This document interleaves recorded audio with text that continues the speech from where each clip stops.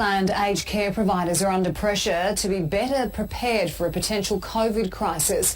Mercy Community is leading the charge, becoming the first in the state to use a simulation training program. Michael here has COVID. Fortunately, he's on the mend. You're feeling better today, aren't you, Michael? Mike's not a big talker, and for the purposes of this training exercise, he doesn't need to be.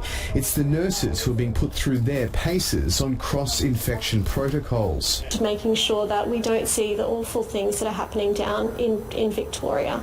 The statistics say it all. More than 1,000 aged care residents were diagnosed with COVID-19 between July 8 and August 10.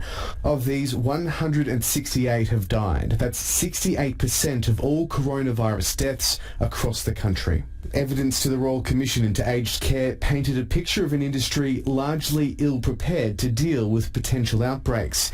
In a bid to bolster its COVID readiness, aged care provider Mercy Community enlisted Mater Education to run a program called OptiSim at its Nudgee facility. And one of the things I read was that those sites that had done simulations or had done run-throughs were much quicker and more effective in responding to COVID-19 outbreaks.